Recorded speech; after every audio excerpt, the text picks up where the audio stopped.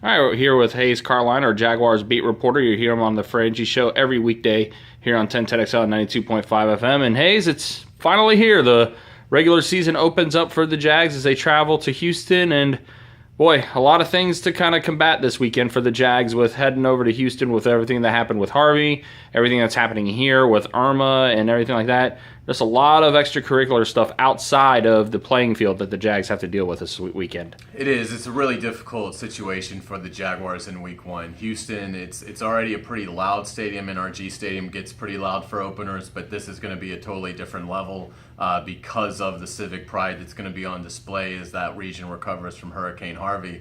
And the Jaguars obviously have to still be somewhat, cognizant of what's going on with Irma here locally. So a lot of distractions that this team is going to have to handle on top of what is a very good Texans defense, maybe elite, and obviously an offense for the Jaguars that's sort of struggling to find its way, at least in the preseason. Yeah, and head coach Doug Marrone did coin this Texans team as possibly being the best defense in the National Football League. So you have that to deal with. And let's just go ahead and focus on some of the things that the Jags are going to have to face on the field, starting with that defense that we talked about, having to face Whitney Mercilus, Jadeveon Clowney, and, of course, J.J. Watt, the heart and soul of that defense. And it's going to be a pretty tough test for this offensive line for the Jags.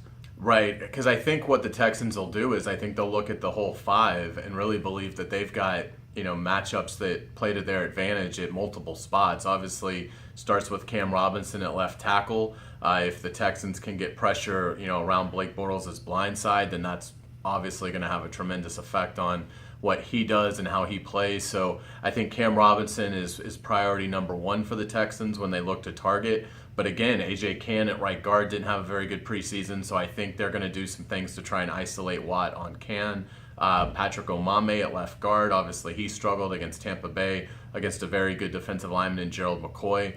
So I think that's going to be another potential avenue for Watt. And then really Jeremy Parnell is a solid right tackle, but this is a difficult matchup for him as well. So it's going to be really difficult, I think, for Doug Marrone and offensive line coach Pat Flaherty to really kind of scheme this. Because if you double Watt, no matter where he goes, then you do have Clowney and Mercilus to deal with as well, who you have to single block. So I think the Jaguars, the best way to combat this is to get Fournette going, try to get in some good down and distance situations and stay out of third and long. Because when it's third and long and this defense knows that Blake Bortles is getting ready to drop back, that's trouble. Yeah, and we know that the Texans do pose some matchup difficulties against the Jags that way. And, of course, like you mentioned just there, Leonard Fournette obviously would be a big key in trying to get this offense going. But flip the sides around, and you can kind of make the same argument that the Jags defense poses some matchup difficulties against the Texans offense as well. Yeah, I think so. I mean, Tom Savage has yet to throw a touchdown pass in the NFL, so he's been in the league for a while. He's been under Bill O'Brien for a while, so there's familiarity there.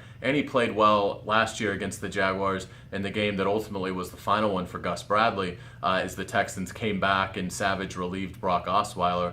But Savage is not a great quarterback. He's never going to be a great quarterback. He's probably never even going to be a serviceable one. So this is an opportunity for a Jaguars defense to go out there and force some early turnovers, kind of negate that huge crowd edge that Houston's going to have early in that game.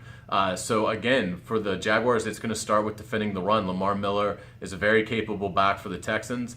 If the Jaguars, with Avery Jones, really having to step in now as the man with Roy Miller moved on after his injury last year at defensive tackle, I think if Avery Jones and the line can play well against the run and force Tom Savage into some bad situations in terms of down and distance, then it really does play to their advantage. If Tom Savage has to complete passes consistently against Jalen Ramsey and A.J. Boye, the Jaguars should be in business. All right, and again, he is Hayes Carlyon, and you can read his work on 1010XL.com with his Jags blogs that is presented by Mr. Reuter.